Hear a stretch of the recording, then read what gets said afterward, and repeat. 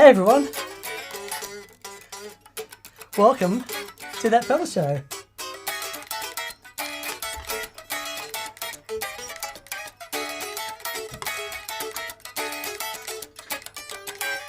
Dan here. Nick here. Oh, neither Dan or Mick here.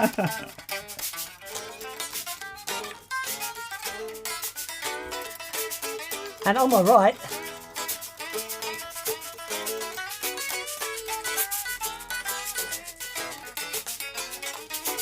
Mr. Brian Love.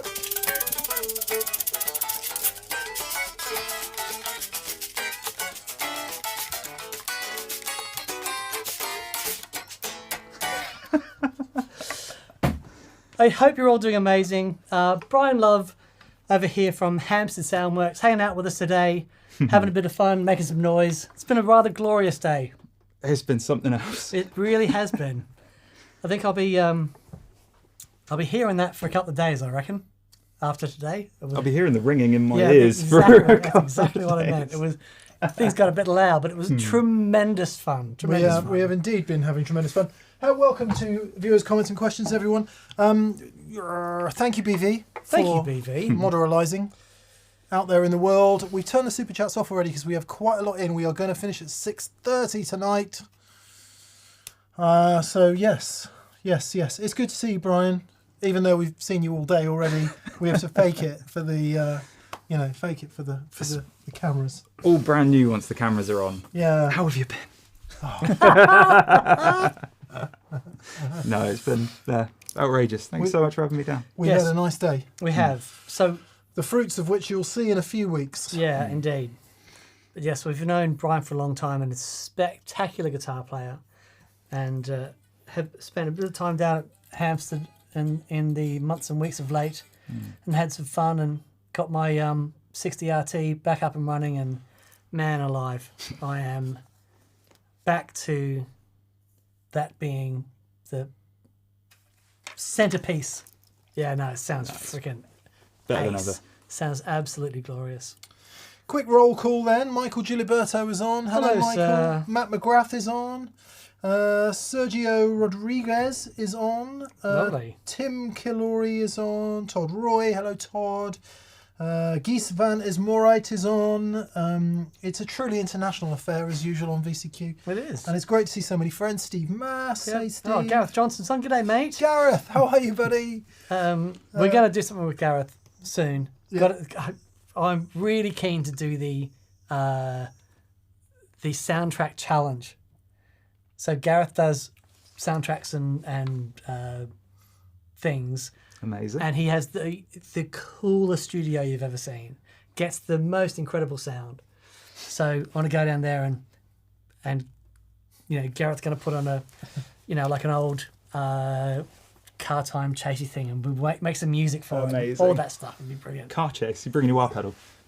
It's basically Gareth's fault that this is as it is. Yeah.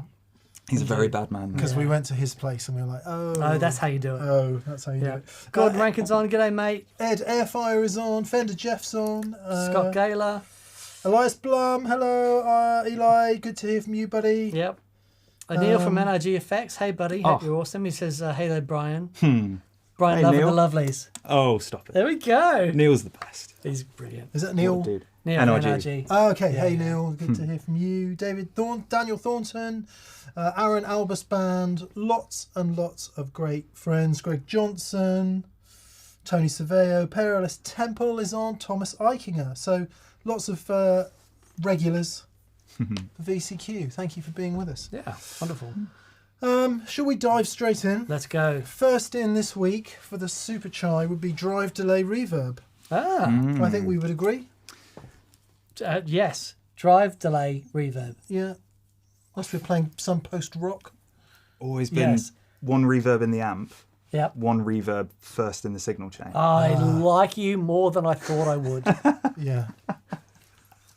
Just every now and again when you need it really explosive. Yeah. You get all the dynamics of your gain stages. And those, what are those, the PT chips, those reverb chips? 2203. The 2203s, those There's one in the surgery that we had on show last week. Cool. And they sound great up right at the front.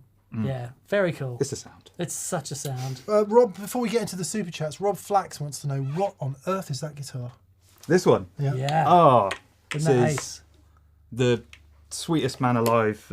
My buddy Matt Oram builds guitars under Fidelity Guitars just outside of Cambridge. It is And, impossibly cool. Yeah. It's rad. One man custom shop and all Mojo pickups and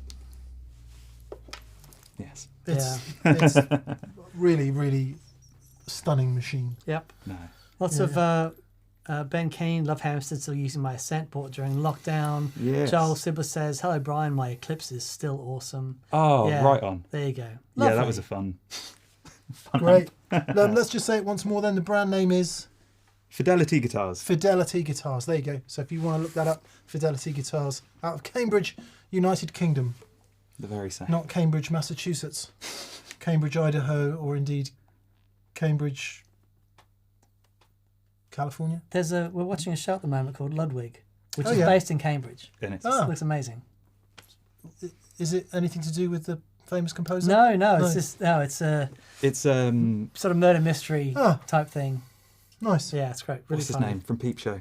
Yes. Him, David Mitchell. Mitchell. Yeah, it's brilliant. Yeah. But I remember driving up to Cambridge in the early days, in guitar buyer days, but never went in to see Cambridge. Oh, it's a nice place. Yeah, yeah. So I Okay, need to do that. Always say I'd move back there in a heartbeat. I like Cambridge. Anyway, let's shut up. Let's get on with it. Hey Sock Rockers, says Drive Delay Reverb. Hey Sock Rockers, I'm a huge Kingsley fan. Just took delivery of my third, a Harlot version 3. Thank you. Which sounds glorious into a hand-wired AC15 with Yes. a Celestian blue. Yes. Now then, Mick, Eagle Eyes have caught sight of the Balladeer. What can you tell us? What can I tell you? Simon often makes... He's always trying new things. He's always pushing in new directions, different versions thereof. Hope you like our new direction. Yeah. And sometimes we chat, and sometimes he'll make stuff and say, have a muck about with that, tell me what you think about it, blah, blah, blah, blah, blah. So it's something that doesn't exist and may not exist. It's just something that, I think it's basically the back end of a Juggler Mark III. And yeah, and that sort of happens. He'll build something and say, have a listen to this. Do you like it? Do you not like it? Whatever. And last time he was over, he brought a bunch of stuff and Yeah, so we're just having a play now. having a play. But we'll say on the version 3 Harlot that you've got, it is one of the coolest things, and there's a more button on it, so you get, it's like a overdrive and boost. But the boost also is remote switchable. If you, in the output, if you use the TRS connector, you can use the ring to switch the boost in remotely. It is Nice. so clever. Nice. Yeah, so, Good guy. you know, hats off to Kingsley, to our mate Simon. He's an absolute genius. And one of the things that we say, well, I absolutely believe this. All my favourite pedals are made by people who really are great guitar players. Or have access to one. Yes, exactly.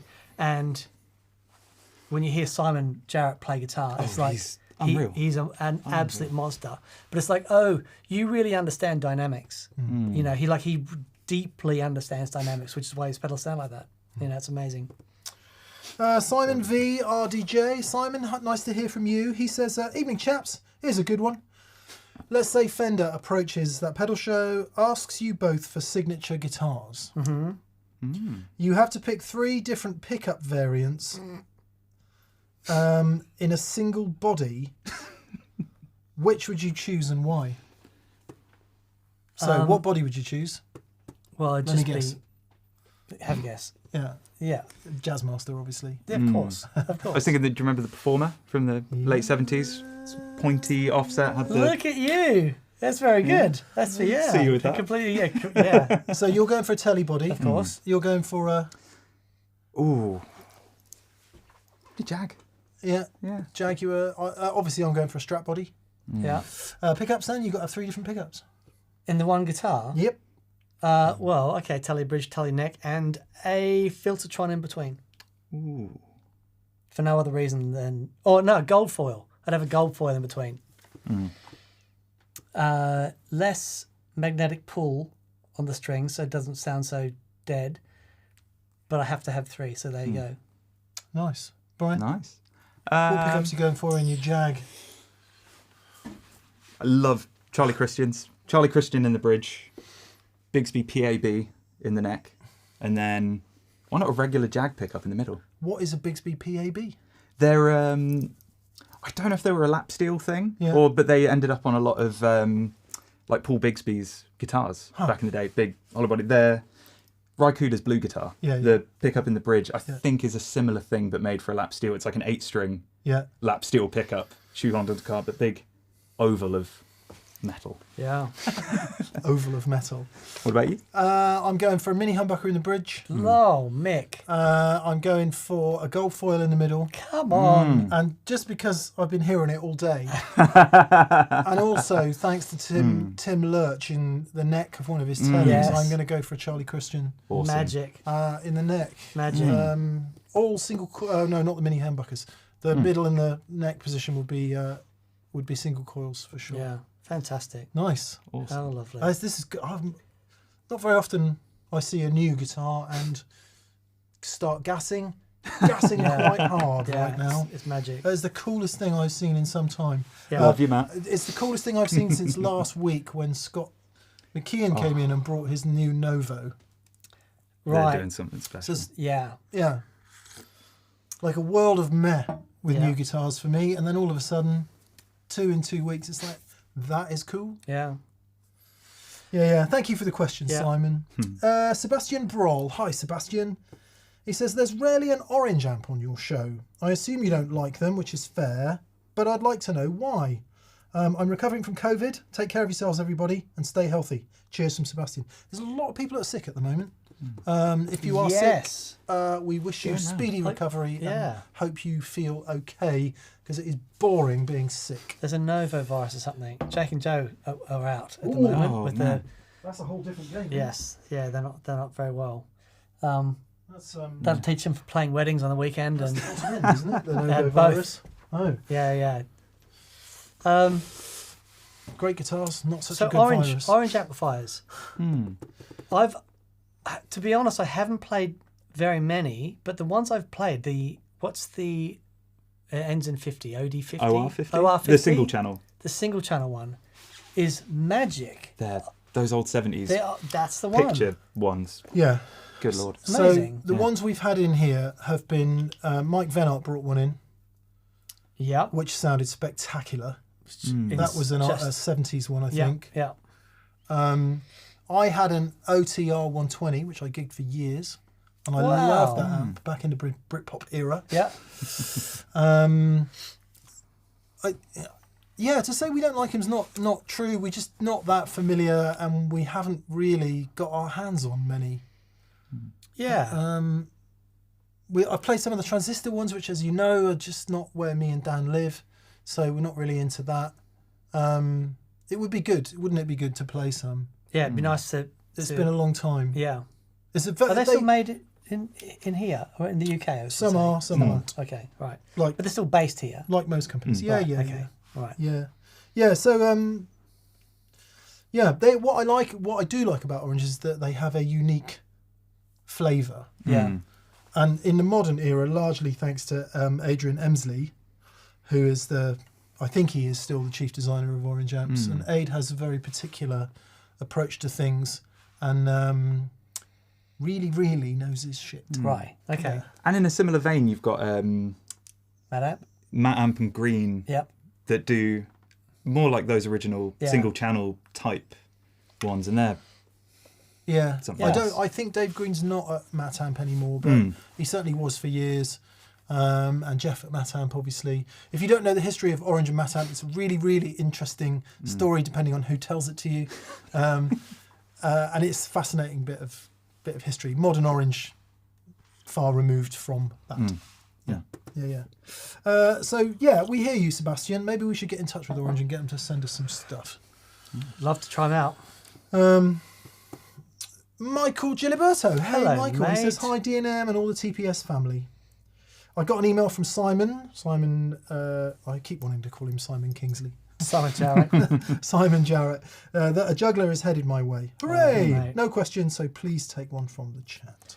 There was a question here that was asking how long so Joel Sibler says, what's the Kingsley waiting list like these days? I read today that I remember the Page, which is the Page boost with the really famous overdrive, and it used to be a long waiting list. Apparently he's got the waiting list down to like a few weeks. Oh, wow. So if you're after a Page, everyone should have a Page. Maybe now's the time. And Simon will be cursing us at this moment. Indeed. Probably. Yeah. Cursing us still. Matt McGrath. Hey, Matt. Always good to hear from you, buddy. He says, any experience with ported cabs? Thinking of a Port City 212 to pair with my sealed 212. Would there possibly be any phase issues between the two because of the port? I'm mixing Swamp Fangs and Texas Heat speakers in both cabs for what it's worth. So we're guessing you're into the heavier side of things, Matt.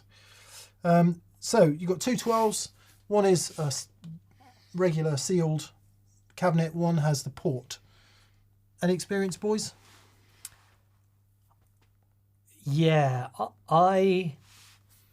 the ported cabs that I've played, I haven't got on with, but I don't think they were particularly good ones because I do know some players who are amazing, who get really great results with them. And the idea of a ported cab is an extended bottom end.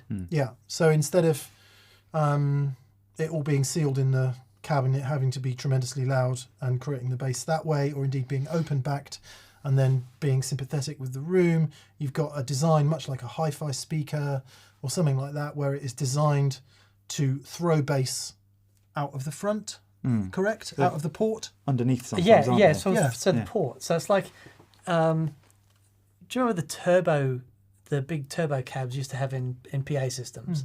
Yes, it's the same sort of design where it's the distance to get out of the port is like, it's an extended thing. And so by the time the frequencies have had enough room to move, and you get a bigger sound than you would think of looking at that amplifier. It's Boogie, Mesa Boogie did a 112 Thiel, they called it Thiel, which presumably means something. Ported cab. We have one here somewhere. And that was a big thing. So you'd see back in the 80s and maybe 90s, people who wanted to have big sound out of two 112s, they'd use two Thiel cabs. Yeah. Would it cause any phase issues? Would it cause any phase issues? No. Shouldn't do? No, it shouldn't do. It'd be the same phase issues that you would get normally if you got two signals out of phase with that extended bottom end. Just correct them and you'd be fine. Fender Jeff says, Port City cabs are excellent. He has a 2x12 and it's sublime. And I know a lot of people speak really highly of the Port City stuff. So, yeah. Great. The turbo sound. That's the big PA cabs I'm thinking of. Those old turbo sound, they'd call them W bends or something like that. But they're the big ported ones that you get this massive bottom end in. Yeah. So there you go. There you go. Hope that helps, Matt. Sergio Rodriguez. Hi, DNM. Greetings, Sergio. And indeed, B. Fender 65 Deluxe Reverb reissue or Victory V40 Deluxe for reliable Fendery sounds. Your choice and why. Cheers all the way from Portugal. V40 Deluxe for me because it's got master volume. That's a good shout. I'm going to go with the straight, that one. Yeah. The straight deluxe. Yeah. Just because it's a deluxe reverb. It's been sounding epic. And it's just straight out of the box. I've never heard that thing sound bad. Not that I've ever heard a V40 sound bad, but the only issue with it is it sounds awful below. Well, it doesn't sound awful. It sounds weak below 4.5 on the volume knob. Right. And 4.5 is too loud for most applications. Yeah, right. So having a master volume is useful, particularly if you want to use it at home. It's got a sweet spot, that amp. 4.5 to 7, really. After that, it's a bit more of a handful. Sure. I mean, you can use it at 9, but you really need to be on your volume control for that. And that's its sweet spot. And if you want that sound and you can cope with the volume, I'd go with that but for the master volume yes, option on the V40 Deluxe. And it's a fantastic sounding amp. Yeah, it's really nice. It breaks up in a different way. You can get quite British overdrive sounds out of it as well. Yeah. Brian obviously works for another amp company, so would he be drawn on such a question? No comment. No. I think there's, especially with the classic circuits, there's something so special about a non-master volume amp because it's removing your ability to mess with the relationship between the preamp and the power amp. Right. They're both, it's like an old Marshall's the same, like that volume is affecting the preamp and the power amp. Yeah. Sure. And it's, the relationship in there is just what it is. Yeah. And if you want that sound, you can spend hours tweaking it too, but it's a whole thing. But if you want edge of breakup at bedroom volumes, you're not going to get that out of the. No, that's true. No. Good luck. We hope you land on a. I mean, you're not going to be sad with either of those. Can you put? Do you know at the V40? Can you put 6v6s in it, or is it just 6L6s? Theoretically, you could do anything and have it rebiased, but it's not designed to do that. Right. Okay. You can put EL34s in it. There's a switch in it. In the V40? Yeah. No way. I think so. Wow. Awesome. Yeah. Okay. Yeah. So if it was too flabby bottom end, you could put EL34s in it, switch the bias switch in the back. I think it's in the Deluxe. It's certainly in the Mini head, the V40 head. Right. And awesome. Get that response. Tom Killory. Hello, Tom. Hello, Tom. Tom Killory. I hope we've said your name right, Tom. Tom says, what Marshall-inspired combo amp would you pair with an Imperial Mark II, so that would be a Tone King Imperial Mark II, for a wet-dry rig? Thanks so much, as always, for all you do. Well, obviously a Hamstead RT20, isn't it? Marshall-inspired? Yeah, well, you know. I'm just trying to... It's got EL34s in it. Yeah, just possibly, you know. A Marshall-inspired bowl. Have you guys tried the Metropolis stuff? Yeah. That's fun. Alan Barry plays that, doesn't he? Haven't played. Yeah, Alan Barry played. Yeah, that's right. We've got the Metropolis pedals, which are fantastic. Everyone says the 20-watt Marshall studio amps are pretty decent. Yeah. Gareth, our friend Gareth Johnson, we were talking about earlier, he's got one. He's blown away with it, and he uses it for recording, and he loves it. So okay, that'll do. Start there. Yeah. There you go. JCM 800 combo, the 2x12, was wonderful. And they've done the 20-watt, the studio series. You've got, I think, an 800, a Jubilee. Yes, the sort of 20-watt those little Plexi. ones. Yeah, right. I've run the 20-watt Jubilees for a while. It was, again, you had to turn it up. The Master had a sweet spot, but once you got it there, it was... Yeah. Also, obviously, Friedman looms large in this world. You are from the US, so I'm guessing Friedman pricing is going to be less scary there than it is here. So Friedman is certainly worth a look. And there's a whole bunch. I haven't kept up with the models, but there's so many models in that 20 to 50 watt rating. And I would just say, seeing as you're already in the Tone King world, Greg Koch brought his Tone King Royalist Mark II in, and we were both really impressed with that. Wonderful thing. Awesome pedal platform. Yeah. Great bass tones, like straight out of the box. It sounds massive as well. That 1x12, you know, still sounds huge. Really wonderful sounding thing. So there you go. That's what we would say. Tommy Guitar says, Thiel is the name, or Thiel. Oh no. Shh. Shh.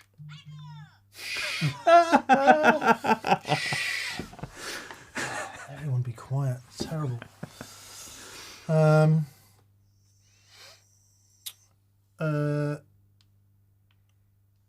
Right, sorry. Tommy Guitar says, Thiel is the name of someone who used maths, pesky science, to specify the best relations of the box for a 12-inch speaker. Boogie, build it with this formula. Thank you for your show. Very good. Oh, well, there we are then.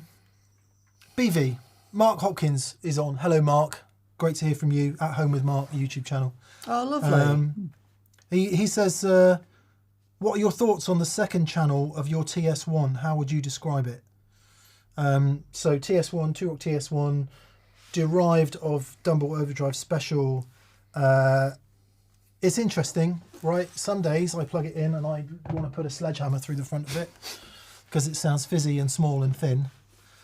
And then the next day I turn it up a bit and it's the best amp in the world. The best overdrive sound. And I would, I don't mean to single two rock out with this. I used to be exactly the same with all my boogies. Like one day it would just sound like God and the next day it would sound like dog. And you can take that to be either which way round you like.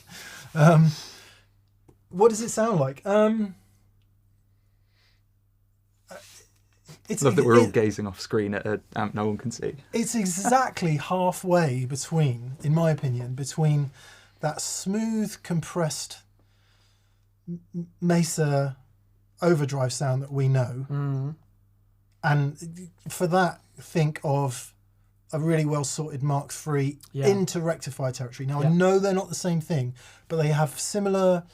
There's nothing particularly spiky about it. There's nothing tremendously aggressive about it. It's not very old school. It's smooth, it's compressed.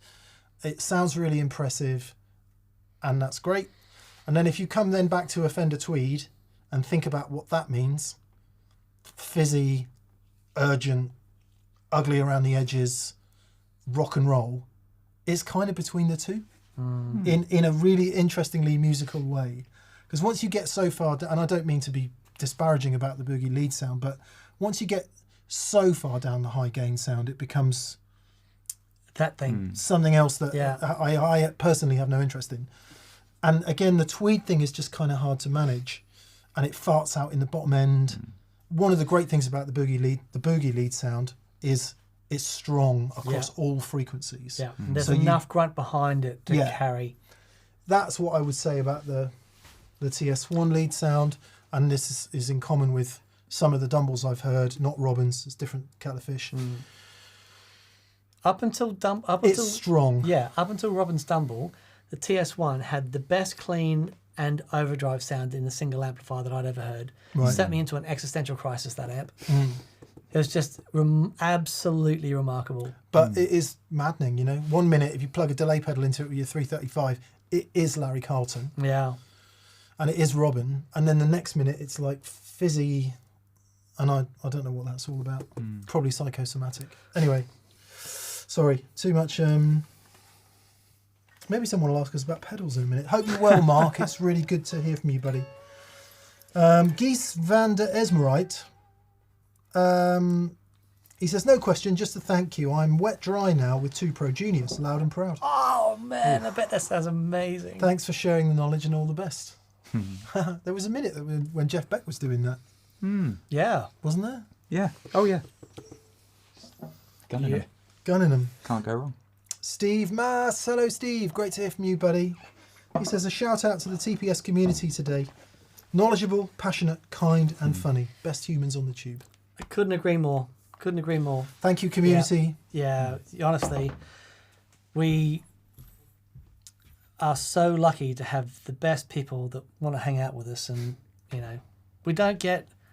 If you ever watching a live stream with us, just the conversation that happens, you know, and they're such lovely people and everyone's sort of there helping each other out, and it's like every now and then we might have a new person come in and then start not get it, and then they quite quickly get it. So yeah, I tell you what, just appreciate it, and thank you, Steve, for saying that, and huge thanks to everyone who's part of that community. I have noticed an increase in the old bot activity in recent weeks. Bot. Which happened the last time that a huge event happened in the United States. Oh, really? Yeah. Okay. Yeah, so we build up to election time. The infiltration of, what's the word I'm looking for? Disruptive forces really ramps up. And I've noticed it again this time. Happened around Brexit too. Right. No way. Really interesting. Interesting. Ian Holder's on. It says, late joining. Massive thanks to the TPS team for Experience Day on Friday. I learnt so much and just had the best day. Thank you, mate. We love our Experience Days, and thank you so much for coming and being part of it. So much fun. Nice to hear from you, E. Ian told us that his mother had given him the name Ian as a name that couldn't be shortened. And so his neighbour, day one calling said, him E. "Hey E," so he will ever be known as E. Do you ever get called Bry? Yeah. But because my partner's called Bryony, if someone says Bry, we Brian, both turn Brian. round, and it's Oh, that's dude. awesome. It's, My dad's called Brian, and he is Bry. Brian. more people's dads are called Brian than sons or His friends, I name think. is Brian. He's not a guitar player. He's a very naughty boy. So your surname's Love, right? Yes. I was born with that. It wasn't Deepole. Wasn't any funny business. Yeah. It's great. I recently did a gig and the drummer's second name was Payne, and the artist turned around halfway through the show and said, "We've got Love and we've got Pain." It was like a proper rock gig. It was hilarious. It hadn't been run by either of us, and we hadn't even made the connection, and it was just mid. Yeah, Love and Pain. Love and Pain. And with Steve Haight on keys and. No, he was busy. Brian Barrett. Hello, Brian. Brian Barrett. Brian, another Brian. Yeah. Do you ever get called Brain? No, but I spell my name Brain on emails a lot. Yeah, and do you get posts that says Brain Love? Not yet. Not yet? Not yet. Oh. But that's the other thing nice my young. dad gets called is Brain. Hello, Brain, if you're watching this, by the way. Brian Barrett says, I just wanted to thank you for the years of knowledge and inspiration. My latest adventure you inspired was to get a 1958 Hammond organ and pull the two apart. Jensen P10s and make a 210 cab. Oh, mate. Ooh. I didn't know that. I just Amazing. didn't know that was a thing. How cool. Nice. Brilliant. How cool. Airfire, Ed. Hello, Ed. One of two. I've been invited to play live at my music school's end-of-year performance. Nice. However, I've noticed the guitar I want to use isn't 50s wired, and I'm losing a lot of treble, bringing it down, presumably turning the volume down. Do I risk changing the wiring despite liking the guitar 75% of the time? Really happy with my signal chain, Analog Man modded OD9, mix side of the D&M, Ibanez SC9 RE202. Amazing. Killer. The nerves have started. Which guitar is that then, Ed? If it's a Gibson style guitar, Do it. do it. Haven't heard of... Disagree, Brian? No, although there's no reason it can't be part of the sound. If you dial everything in with the volume back, and then when you crank it up, you've got that sting. I mean, it's brave. It's a brave sound. There we go. But there's nothing like, if you're playing confidently, some real top end on a lead sound. People don't forget that. Yeah, the 50s wiring thing in the Gibson though, I've never heard it be done at the detriment of the instrument. Totally. Yeah, sounds great. And it's, all the way up, it still sounds the same, but you just have a different relationship when you start backing things off. So I would say, if you have identified that that's a problem, when you back things up, things get a bit dull, try it. The other thing is you could also try a capacitor and a resistor network across the outside lugs of your volume pots for a treble bleed, depending on the guitar. But the easiest thing to try, if it's not 50s wired, swap those two things around, wire at 50s, see how you go. And I actually bought my old Les Paul. We've been playing it for years and mixes up. I bet you that thing's not 50 wired, and had a look at it and wasn't. Swapped it around, and now it's just epic. So yeah. Ed's guitar is an Ibanez RC 520, which is a road core thing with two humbuckers and 2 pots, not 4 pots. Somebody just said treble bleed. I'm not a fan of them in most guitars, but in humbucker guitars, I think that might give you a better result, giving you a pedal chain than 50s wiring in that guitar. The other thing about treble bleed is it's really easy, and you can take it out. You can just literally put it in and take it out. Yeah. So maybe Google some treble bleed mods, Ed, and try that instead. Need we mention our jolly good friend Andy Timmons? whose main clean sound is... Who gave me this cup.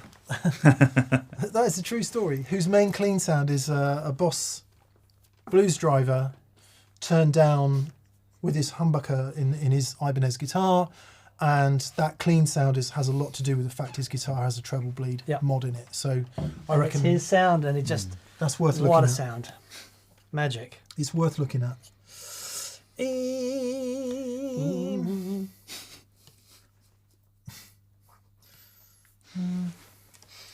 Yeah. This is called James Bless says, I would love to get over the pond and go to a TPS experience day. We would love you to join, Todd. We had a gentleman flying from Japan. We did. For this one. But we've had people from all over the world come in for them. It's been amazing. Yeah. Fender Jeff. This is a great question, Jeff, and thank you for asking it. What is the difference between out-of-phase pickups and out-of-phase amps? Why do we like one, i.e. Strats and Peter Green? Strats' middle position is not out-of-phase. But anyway, Peter Green, but not the other. So why are we happy for our pickups to be out-of-phase but not our amps then?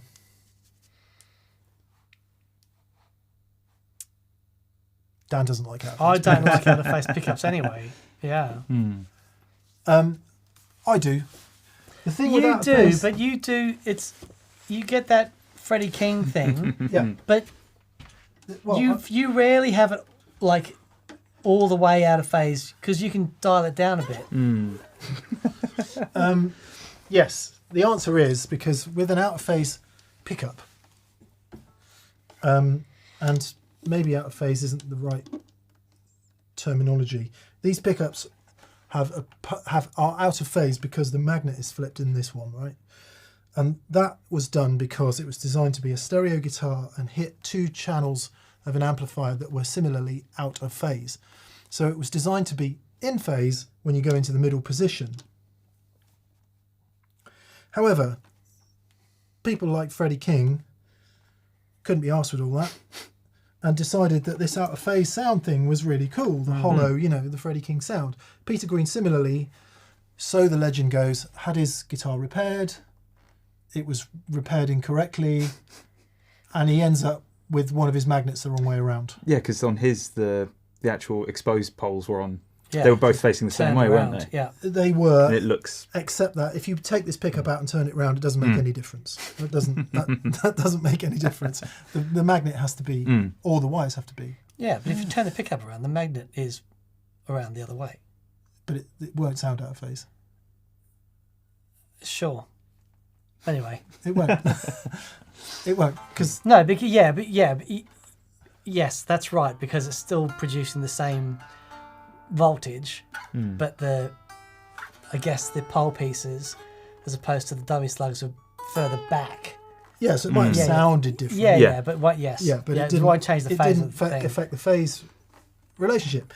Now, so what we can do is then we can manipulate that sound by balancing the two pickups in the middle position. So when the volume knobs are like full up, then you get the, Freddie King sound, the Need Your Love So Bad, although it's not exactly the same thing, but anyway. And then when you don't want that, you can just turn one of these knobs down and they come relatively back in phase. What you can't do when your amps are not in phase, so if you're using two amps and one has flip polarity, you can't just make it a bit more in phase. Doesn't, That's not going to work. Yeah. So we like this because it's linked to some of the most iconic sounds in music history, and it's easy to manipulate from the guitar. We don't like the amps because it just sounds weak and weird. Yeah. Although I can absolutely guarantee whenever we demonstrate the out of phase sound when one amp is flipped polarity on the show, somebody says, I much prefer that. Yeah.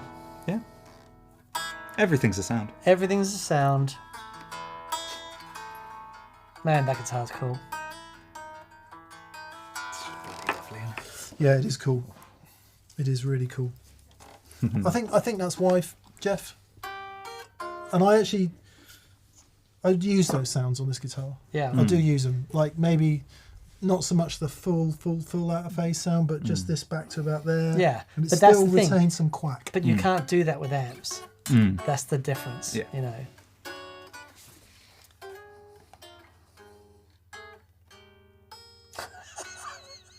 I'm very grown up. I was watching Guitar Tips the other day with Adam Levy, and he plays it at the beginning. I was like, oh man, that's lovely. You reckon it's the beginning to Giant Steps? Did you say? There's a part of that in there. Right. That thing. We have 668 people watching us at the moment. Neighbour of the Beast. Is that because all jazz sounds the same? Huh? You've been doing this too long. Yeah. That was too quick. Like that. This is very good. I would have thought of that tomorrow morning and and just not mentioned it and stewed on it for a week. Well, 5 people thought that was an awful joke and have left. So we're down to 663. Down to 663. Yeah. Still on the cul-de-sac of the Beast. The same postcode as the cul-de-sac of the Beast. Oh, I love it. I love it. If the Beast won the postcode lottery, and the person at 663 had also entered.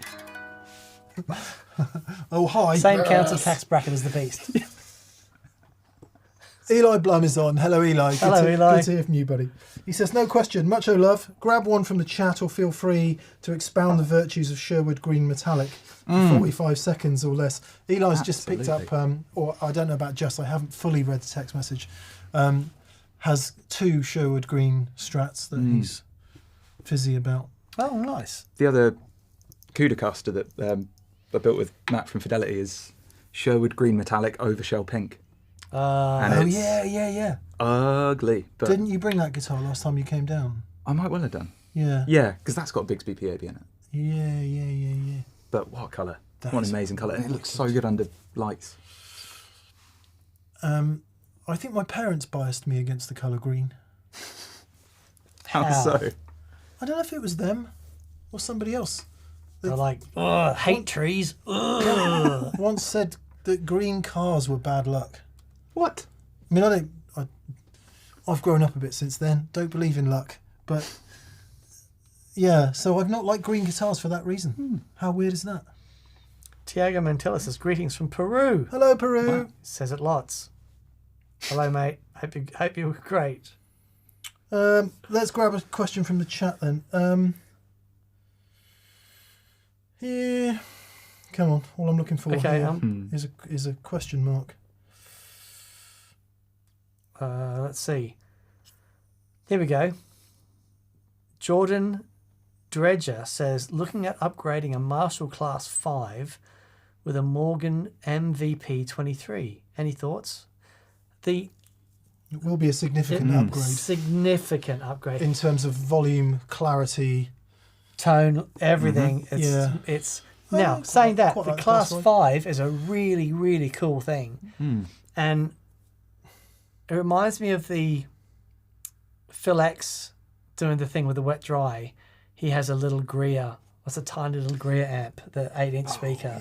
Yeah. And he uses one of those on top of his 100-watt stack.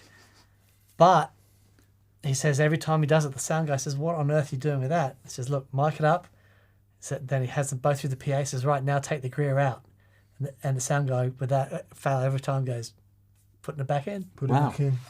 Yeah, so I think the Class 5 is a wonderful amp at home, and it gets loud, but in a wet dry situation, they're wonderful. But the MVP is a significant upgrade in lots of things, I would say. Yeah, there'll be far greater clarity in everything you do. Yeah. So if you've got used to playing the Class 5 at low volume and you plug into the MVP for the first time, turn it up, you'll hear every pick stroke, you'll hear every misfingered fret. But that's great. And that's what a bigger amp brings. And that makes you a better guitar player hearing that stuff, because you adjust. And lots of defence for the colour green coming in. Apparently Duke Ellington wouldn't wear green. Oh. Yeah. Which, given that he's only one letter away from a very famous green boot, maybe that's what it was. He's like, no one's going to mistake me for that country rubberized leg garment. Especially, I don't know if the welly on the boot was a massive, fashion statement as it is today. Mick has single-handedly made the welly boot on the head a massive. You go to the welly head. Welly head. Yeah, we had welly head last week. I can't remember why did we. I don't even remember why. Yeah. Anyway. Lots of people saying British racing green is a wonderful colour for cars. Yeah, it's brilliant. Yeah. I mean, 2 of my Morgans are British racing green and one's red. So. There you go. Yeah. Renan Silva wants to know, when are we going to see the MK Clean side by side with a Hamstead amp? Hey. It will be glorious. Do it. That's the new Victory custom shop stuff. We have talked about it. It might happen. We're not sure. We think it will. Fat Sea Turtle says Mick won the lottery and put a welly on his head. Oh, that's what it was. I won 20 million on the lottery and invested it in welly head. Lost it didn't catch on. Same day. I think I was having lunch in the workshop and I kind of looked away for a minute and then looked back and you had a welly. I didn't know what that was. There we are. We are doing a show at some point with Martin Kidd, which would be really fun because he's a really interesting guy. Martin was the designer of the old Cornford amps and super clever guy, so that'll be an interesting show to have a chat with him, and be fun.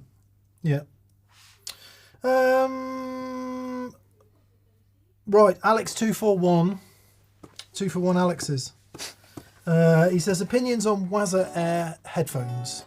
I imagine they're fine for figuring out songs, but can I use them for with a DAW for home recording? Thank you. No, there's no output. There's no output. Yeah, but they are. I play them most days, and they are really fun. Do you use anything like that, Brian? No, I annoy my neighbours. You do. Yeah. No, that's why you play so well, though, because you constantly play amps. Well, I'm also lucky to be in the workshop most days a week where we can turn a 60 watt amp up. Yeah. But is that ever like, oh, sorry, Peter, I just have to check this thing out. I'm working on this thing. Yeah. Oh, yeah. That's nice. Oh, yeah. And sometimes you'd be making sure one pedal works for the better part of a couple of hours. Yeah. Because that's important. You haven't even turned the pedal on. You just, can't beat it. No. Quick one. This is a quick one. Yep. Want an answer from each of us. Yes. Lock Rocker 365 Buzzard. Mm-hmm. Lock Rocker 365 Buzzard wants to know, what's the best standard size delay pedal, boss sized? I'm going to go with the Keeley Halo. I absolutely adore the Boss DM3. The one that came after the 2. It's slightly brighter. It's just DM3. Okay. So it's obviously the big DM1. Yeah. And it's basically the same as the 2, but it's got knobs with white tops on it. Yes. And it's a slightly different colour. Yeah. But I've still got one, but it hasn't worked it's a bit pinkish. Yeah. Yeah. It hasn't worked for 5 years. And it's exactly the same as DM2. Wow. There must be some slight differences, but people insist that they're slightly brighter, and I think the delay times are ever so slightly longer. But I had one for years, and it was my favourite delay pedal in the world, and then it just stopped working one day. And there's one for sale right now on Reverb for £140. Boss DM3. Mm. There's another one on sale on Reverb for £120. I'm going to say my favourite standard normal delay pedal I've played in recent times is a Boss delay pedal, and it is the SDE3, the new one. Oh, wow. That's got a whole bunch of the SDE 3000 features in very simple compact pedal form, and which means you can have dual delay, which is really cool if you want that. The user interface is mic proof, so there's absolutely no confusion. The only thing I get really annoyed about with Boss pedals is side jacks, because they end up taking up as much space as a bigger pedal. The flip side of that particular coin being that if you do pack all your pedals in very tightly onto your pedal board because you have top mounted jacks, you can end up turning 2 on and off every time you put your foot down. So a bit of space between them actually is no bad thing. Yeah. So I'm going to say the Boss SDE3. Nice. He said the Boss DM3, which is no longer in production, but you can buy them second hand. He says the Keeley Halo. Andy Timmons. Nice. It's a absolutely gorgeous sounding thing. Yeah. There you go. Hope that that's helpful. Sam Coulson. Hello, Sam. Hello, Sam. Always good to hear from you, buddy. He says, nearly 10 years of watching TPS. Any plans for the 10th anniversary next year? There are. Maybe yes, there are. Yeah, there's something that we're going to do on a small scale with any luck, which obviously the whole audience won't be able to participate in because it will be analogue, real and communal. Yeah. Are you taking over Stonehenge? Can I raise a practical question? Yes, we're going to dance Druid style around Stonehenge. No, so there's that. But yeah, we should mark the 10 years. Yes, we will do by some sort of miracle. Assuming we get there, of course. Yeah. I think it's always good to look on the negative side of things. Yeah. So plans are afoot, and we'll let you know more later. But yes. Yeah. We have something is brewing. Yeah, but we should do other things as well. Because not everyone's going to be able to participate in that. No. Yeah. But we'll probably make a whole slew of 10th anniversary merch that you absolutely must buy. Yeah. There's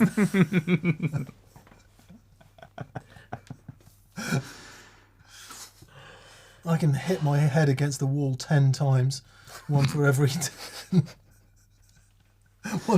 year of pain so far. I'm joking. I'm joking.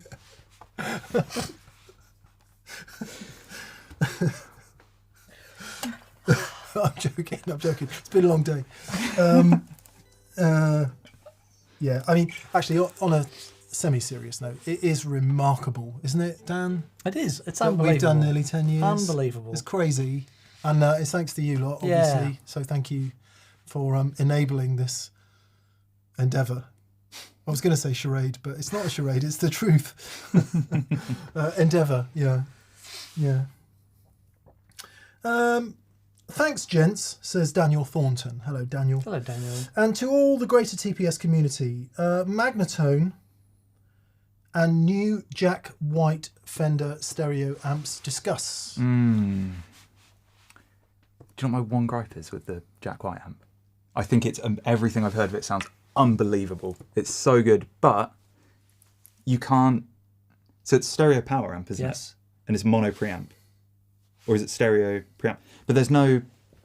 If you had a loop, so that you could run stereo effects and use the stereo speakers with, or just to get the two speakers with other stereo effects than the inbuilt ones. So you can't separate the preamps. I don't think you can. I might be completely... If I'm wrong with that, then I genuinely apologise, and Fender, don't send anyone round in the middle of the night. Okay. But other than that, the guitar looks so rad. I mean, the question earlier about guitar with 3 pickups in it, awesome. I'm just looking at the Panaverb. So what do we think about stereo amps in general? Let's talk about that. If they work. I mean... Who has done a commercially successful stereo amp? So the JC120 is a stereo amp, but you can't have a stereo feed into it.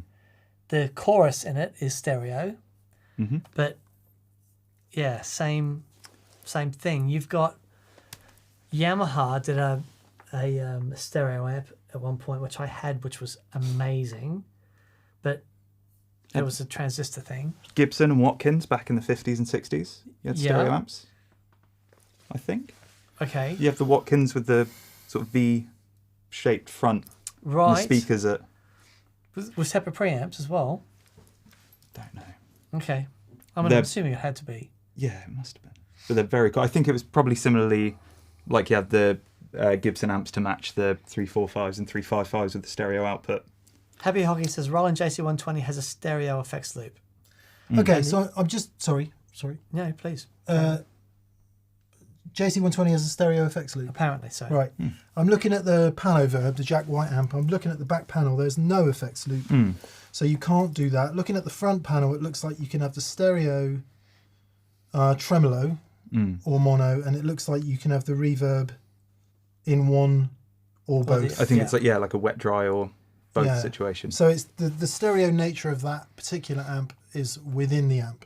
You can't put anything stereo into it, I don't think, unless it's a TRS jack, which is possible, but don't think it is. And you can't get anything stereo out of it other than miking the two speakers. So I think you're right, Brian. The Magnatone thing is different in that you've got the pitch shifting vibrato, isn't it? Yeah, which is just such an unbelievable sound. But again, I don't think they would have a stereo effects loop either. So the stereo nature of it is within the machine itself. Now, not to be disparaging about any of those other products that we've just mentioned, I think the three of us would far rather have 2 amps and have a mix of stereo things on a pedal board, which you could have stereo, wet dry, or dual mono, or just mono. And you can choose what you have stereo and what you don't have stereo. You're not limited by the ins and outs of one amplifier. Yeah. Which is not to say that those 2 amps that we've just talked about don't sound utterly amazing in their own right. So please don't think I'm being nasty about that. The other thing with the Panoverb is it 15 and a 10? Yes. I mean, come on. That's pretty cool, Come isn't it? on. It's amazing. So Pretty cool. Yeah. Pretty cool. And again, if you can't be asked with all that business, like putting together a pedal board that's got complex routing, routing, how cool. Very complex cool. routing is what's inside a deluxe Telecaster. But, yeah. Routing and routing not being the same thing. Routing is a machine with a bit on it that goes. The routing is. Yeah? No? Yes. Yeah? I'm Australian, so it's. Routing means something completely different to you. Yes. Like, from a commercial point of view, it doesn't. Having a stereo amplifier with 2 inputs to take stereo feeds, kind of limiting. You're immediately cutting out 90+% of the market when you could just make a really great mono amplifier and sell 2 of them. The cost difference really isn't that much. You know, you have to have completely separate transformers, output transformers and power sections and all that stuff. So I think that's what's so rad about it, though. Like, when's the last time a huge company did something so it's bizarrely niche? Yeah, it's insane. It is amazing. Like, I agree, it's amazing, and having it designed in conjunction with Jack White, and his guitar sounds are always wonderful. So not going to be bad. Ain't gonna be bad. Gordon Rankin. Gibson had a stereo amplifier. He's just looking for the schematics on that. That's right. Raconteurs. Was that Jack White that's as Jack well? White, yeah. Yeah. I like that stuff. Yeah, definitely. Yeah, I remember Simon, who used to work with us, playing me Raconteurs record, going, flipping out, listen to this. Yeah. Wonderful. Right, Daniel, I hope that was enough discussion. Albus Band, Aaron, always good to hear from Hello, you, buddy. mate. He says this pretentious, ponderous collection of religious rock psalms is enough to prompt the question, on what day did the Lord create Spinal Tap, and couldn't he have rested on that day too? Aaron's always in with a Spinal Tap quote. Thank you, Aaron. That's just nitpicking, isn't it? More importantly, what's your favourite pasta dish? I went to Italy a couple of years ago with the family, and we spent a lot of time in Rome with that area where they have all those lovely restaurants. The The Trevi Fountain? No. Anyway. The Trevor Horn? So. Toboggan Heights? Trevor? And anyway, I was on a mission, and I had a spaghetti bolognese there, and it was the best thing I'd ever tasted. And I asked to speak to the chef who came out, the young guy, really friendly, and I asked him how he made it, and he took me through the whole process. So I think if you get a spag bowl right, it is such a hard thing to beat. So carrots and celery. Absolute. In the beginning. Yeah. And you need more oil than you think, and you've got to cook it for longer than you think. Yeah. Garlic is always an interesting one because I think where we fry off garlic and onions, quite often they do garlic in the oil, don't they? Like sliced. Yeah. And they don't put it in with the onions in the beginning. Yeah. I say they, talking about a whole nation as if they all do the same thing. I like the rustic ragus. So instead of minced beef, you get chunks of whatever meat it might be, and the sauce is thinner and more orange. So it's not like a bolognese as we know it. And of course, here we are hacking around the bolognese. What about all the other amazing what about you, Brian? You're a man of culture. Depends which way the wind's blowing. Gastronomic adventure. Oh, I wish. I'd love a filled pasta, any sort of ravioli type deal. Although you only ever get like 5 in a restaurant. It's always just like... Some of those restaurants I've been to, you only get 1. Is Aperol Spritz considered a meal? Yeah. That's...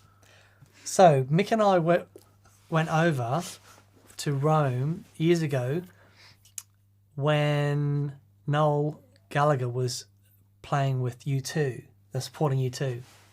And we were... I do the honours. Yes, you can do the honours. Yeah. There you go.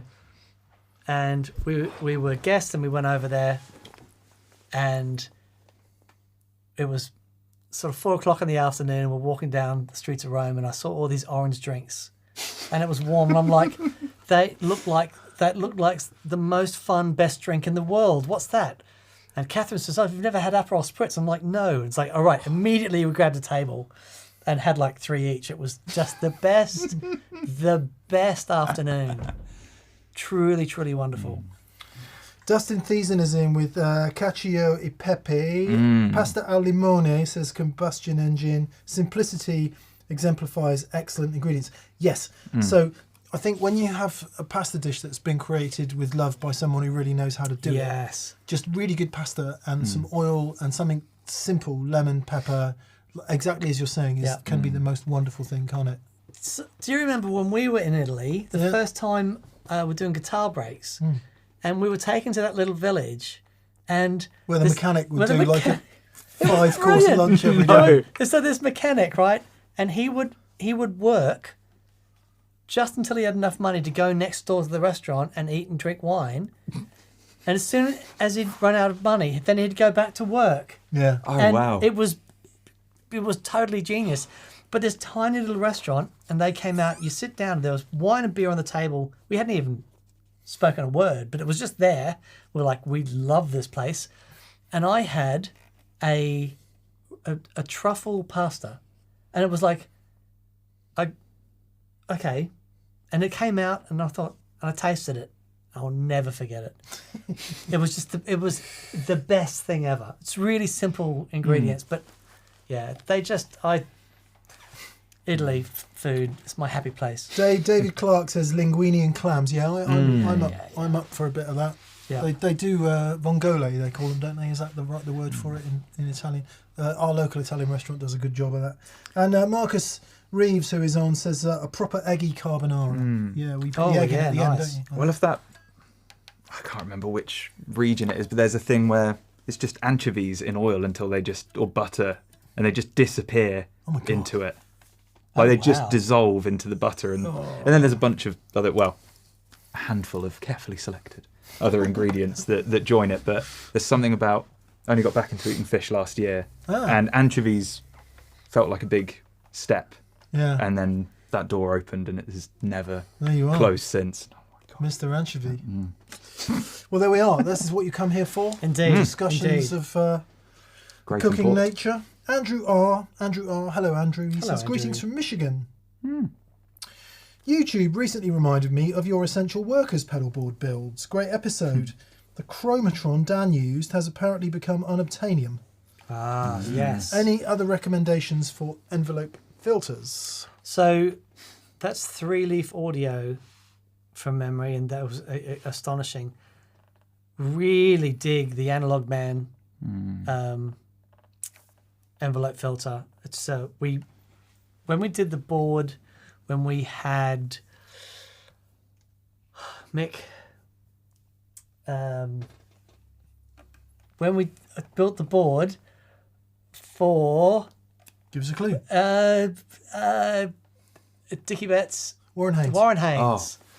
And we built a board and had an envelope filter on there for him, and it was the Analog Man one, and he was like, whoa. It's great. And then the next day Analog Man says, I've sold a bunch of these envelope filters, haven't I? Anyone know why? But it Warren is Haynes made it sound awesome. He really did. But it's a really... It's a simple thing, but it's just in that is really beautiful. I really dig that. Yeah. But also the old Boss T-Wah. I was about to say exactly the same thing, and you can pick them up for fairly sensible. You can, and again, simple things sounds flippin' on reverb.com. Wonderful. Pull up any sort of online chat place and look into the discussion of whatever it is John Mayer does or doesn't use.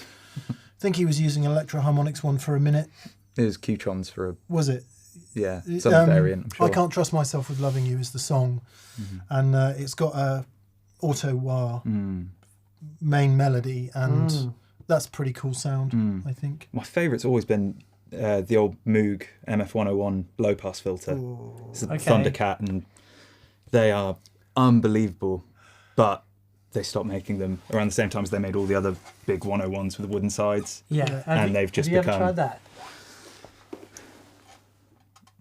Oh, hello. Yeah, No, I have Mutron. tried a Mutron, and they are... Yeah, I try not to think about them. Yeah, they're spectacular. Mutron was reborn, wasn't it? Yeah. And there's is it Warm Audio do similar type reissue? Yeah. but in small. I think Warm Audio do similar type things for most things, don't they? They do a lot of things. It's sort of like... They found their niche in doing everything. Yeah. Yes, so Dan says the Analog Man one. It's digital and it does a lot more. The Source Audio spectrum is really, really good, because there's a whole bunch of other stuff that it does as well if you want some synth sounds and all that kind of stuff. The synth side and that stuff is I really used cool. last time I used an filtery auto-wah sound live, I used that and it worked great. Yeah, brilliant. Yeah. Okay. Where does headroom end and begin? Says Greg Johnson. Hello, Greg. Where does headroom begin and end? Where is it defined? For example, if I'm running a high headroom pedal into a low headroom pedal, will it pass through until the amp, or does it hit the ceiling? Does it end at the ceiling of the pedal? Yes. Yeah. Well, so we've done loads of shows, and the last show we did in this was quite a definitive look at gain staging and how that works. But if you can imagine, headroom basically is this maximum headroom is where you've got signal that will pass without being filtered, without being clipped. And if you've got a couple of gain stages, if my first pedal has got a massive output, huge output, and it goes into the second pedal that doesn't have headroom, that level will be clipped by that second pedal. So what I'm trying to do is have the second pedal have enough headroom so it can take what's happening with the first pedal and make it louder or whatever. But that is headroom, the ability of the device to handle the signal level. And we can have several stages of that into the amplifier. The headroom of the amplifier is crucial. Yeah, but if you imagine it is linear, generally speaking. So think of it like water in a hose, and the signal passing. And if you give it more, you want the signal to be able to pass through the hose unencumbered. That's where the headroom comes in. As soon as it starts to squish and limit, and that limiting is where we get distortion and compression, limiting the dynamics of the signal. That's where the loss of headroom becomes apparent sonically. And you can use that to your... Because it is easy to assume that more headroom is always a good thing. That's right. And that's certainly the way, I don't know about you, Brian, maybe you can tell us about that in a second. The way I run my overdrive pedals is the further downstream they are, the more headroom they have to have. So that if I turn my tube screamer on, which is somewhere near the front, and it's overdriving a bit and it's putting out a lot of volume, what I don't want to do is then turn on my next pedal, which makes it quieter because it doesn't have enough headroom. So the next pedal's got to be cleaner and louder. And the next one after that has got to be cleaner and louder, so that it can go loud, louder, loudest, which is what I want. But you might not want that. What you might want is like a massive high headroom boost or something smashing into something that doesn't have very high headroom, and that's where you get those lovely squashed, compressy, super farty, nasty, messy sounds, especially if you put a reverb in the front of it like Brian likes to do. And that might be the sound you want. How do you approach it, Brian? Similarly, I think it kind of ends with the amp at the end of the day, doesn't it? There's no pedal that's going to give your amp more headroom. That's right. The amount of volume that your amp can put out is always going to be what you're limited by. However, there's things outside of headroom in terms of generating volume, like specific frequencies, like a mid-range boost. Doesn't necessarily have to be louder to cut more. That's right. Because it's such a specific frequency in a mix. But similarly, I think, similar school to you, Mick, in that kind of run a series of gain pedals that kind of increase in headroom, so as you stack them up, they're not kind of imploding and falling apart. But if you get to that case, always try and have a sort of relatively cleanish boost with loads of headroom right at the end, just in case you do just want to crush your signal going through all the other ones, and then give it a big lift so that you can, feel like guitar's not really difficult and soul crushing. Or similarly with the boost on the end, if it's something that will go below unity gain, you can get all that harmonic interesting stuff going with your regular gain pedals, and then turn your end boost down a bit, use it almost like a master volume, and then kick it off for the big boost, for the big lift. So it's not to say high headroom is always a good thing, and learning where the headroom is and where it isn't will help you sculpt the kind of gain relationships that work for your style of playing. Experimentation is key. Semi grown up. Yeah, let's not do that again. A few years ago, I'd be like, turn it all up to 10. Hope that helps, Greg.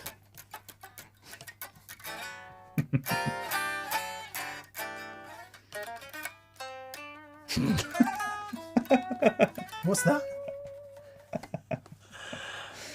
That's contusion. Some evil jazz. What is it? Stevie Wonder. Stevie Wonder. Is it? Contusion. Songs in the Key of Life. Ah. Yeah. Really, really great track that I'm learning. Nice. Tony Cervello, or Cervello, or Cervello. I hope one of those is correct, Tony. Nice to hear from you. Mick, I revisited your Time to Record a Song vlog. My goodness, that was a long time ago. Great song. Loved when you talked about pushing through the self-doubt. It inspired me to actually make some music. I've recorded 2 songs since watching it. Oh, amazing. Good for you, buddy. Well done. That's the game, isn't it? That's what we should be doing. Yeah. Try not to use words like should, but we should be making music. Yes. It's the right thing to do, in my opinion. Good. I'm really pleased, and I hope you found the process rewarding, educational, cathartic, and not soul-destroying and stressful, which it can be if you come into it with high expectations that you can't meet of yourself. That's where I usually find myself. No, but that's the thing, isn't it? Whereas if you go into it just with an open mind of it will be what it will be, if you can find the mental fortitude to do that, it can very easily become a hugely rewarding process. Yeah, you do plenty of recording, don't you? Every now and again, trying to be busier, but no, it's been bits of that lately, but never my own stuff. I've not. Oh, okay. I know you're both. The moment I say I can't sing, you're both going to go, everyone can sing. But you haven't heard me, luckily. But you're a busy session guitar player. You do loads of work for people. Yeah, no, I've been very, very lucky to sort of be around some yeah, No, some really luck has inspiring very little people. to do with it because you are a wonderful guitar player. And you're very sweet. If you haven't heard Brian play, Far out. It's very good. You will hear him on TPS before too much longer, but go and check out some other places where you might hear him playing. You do have a special gift if You do. if it's or maybe you've just worked really hard. Either one will do. It's got to be one of the two of them. But Nice one, Tony. That's really cool. Glad you're doing it, buddy. Perilous Temple. Hello, Perilous Temple. Hello, mate. Just saying hello. No question. I'm glad to be here. Mick, David Gilmore's Strat ended up with an SSL5 in the bridge. SS1s for the rest. Are they Seymour Duncan pickups? SSL5? I don't know. The custom shop models were based on those. So when they did the Davy G custom shop Strats, to me, almost a P90 quality in the bridge pickup, which I guess would stand to They're reason Seymour Duncans. for David G. Yeah. So what's the SSL5? Like an Alnico 5? Let's have a Like look. 10K or something, is it? Let's have a look. It says, high output, true single coil for warm instruments, perfect for Texas blues rock, classic rock and heavy rock. Looks just like the SSL1. SSL5 is overwound coil, higher output, more sustained, great harmonics. What does it give for a DC? I know that's not the be all and end all, but It doesn't say. I'm on GAC. yeah, I mean, how could anyone argue with Gilmore's Strat tone? Because obviously he went through the EMG phase, Yep. and then presumably he ended up at just high output single coils by the sounds of things in the main, in the Black Strat. Did What the was- Black Strat ever have EMGs in it? I don't know. They had a Carla on at one point, didn't it? Did it? I think so. I think. I agree with that P90 thing though, because certainly at the Albert Hall anyway, when we saw him a few weeks ago, it was not like a Strat bridge pickup. No. It was very, very on. Yep. And But what was the guitar that had? Was it P90s? Was it a Les Paul or something he was using? yeah, It was like the sound of the night. It was just absolutely incredible. wasn't it the guitar solo in the wall was a yeah, gold top Yeah. P90s? Yeah, yeah. it might have been that guitar. Could have I been don't that know, guitar. but- It was that was my favourite sound of the night. it was was that astonishing. guitar. That and the solo comfortably numb at the end was. Yeah, that's the just- Gretsch. He just- played a Gretsch which sounded amazing as well. Yes. Thank you for the information. Thank you for the information. Thomas Eichinger. Hi, Thomas. Good to hear from you. Hang on, let me just check. Daniel Mincher says he had EMGs for 20 years or so. Used in his recent Luck and Strange tour as well.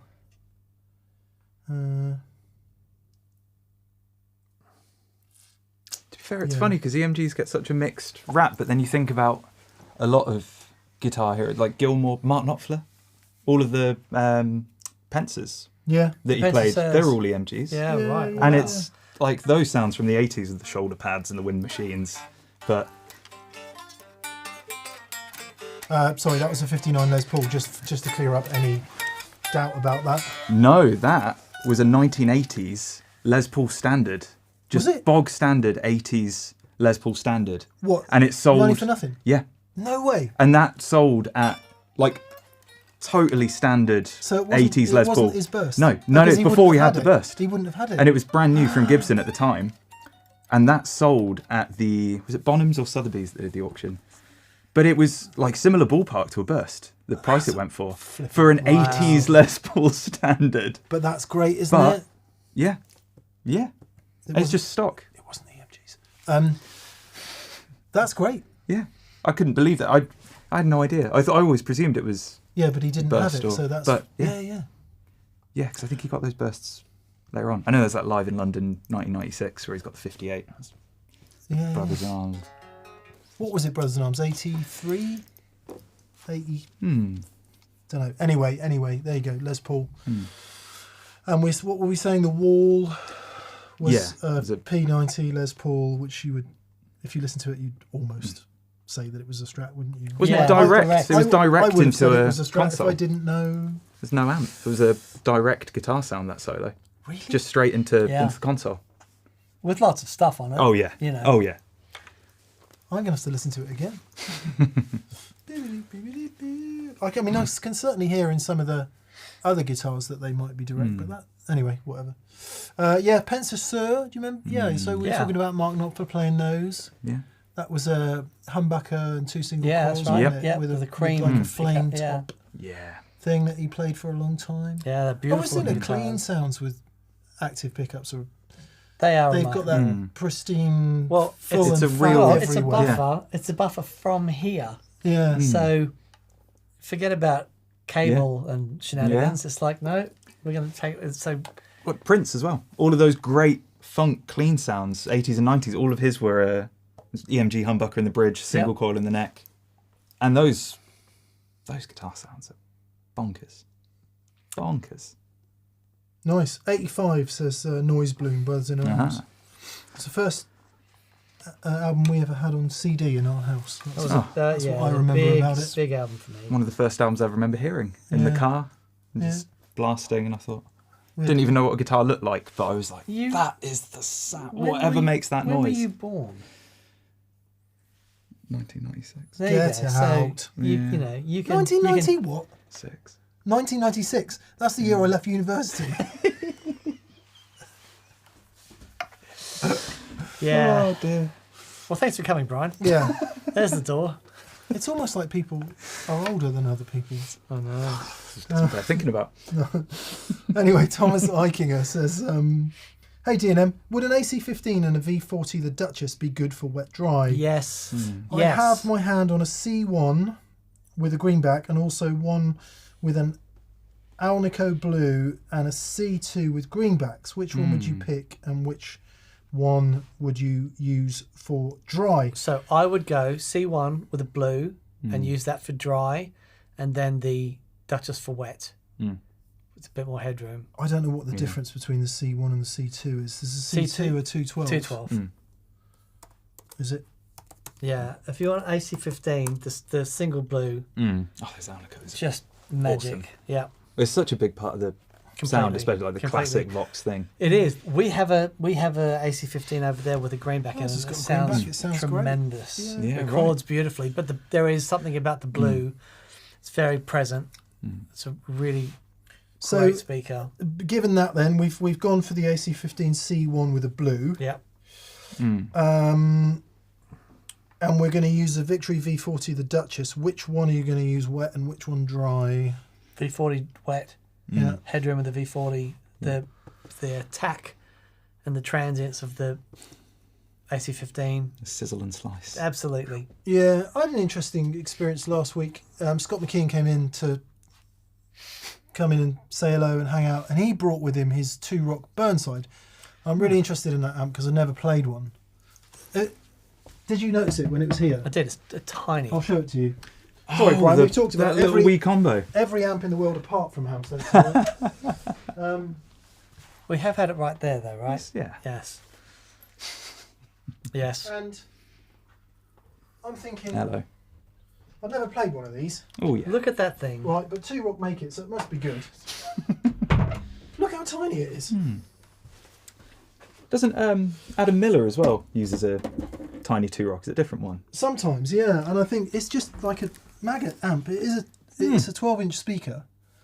Anyway, the interesting realisation I had is I wanted to hear it, so normally I use my classic reverb signature, which is the big one with the 212 cab, and the TS1 together. So I pulled the TS1 out, put the Burnside in, preferred the Burnside for a minute. Sounded bigger and fatter in the low mids. Right. Wow. And I preferred it as the wet amp. Oh, no way. And I think it's like a frequency response thing. Oh, that's interesting. Because it kept my CRS totally unsullied. Yeah, that's nice. So for years and years and years, Dan and I have been saying, always use the higher headroom amp for wet. We'll start there. That's what we've been saying. That was what I was going to say. Yeah. And it's really easy, right? Because all you've got to do is swap the jacks over. You don't have to do anything else. You just swap the jacks over and go, which one of these do I prefer? So you can make the decision and listen to them both.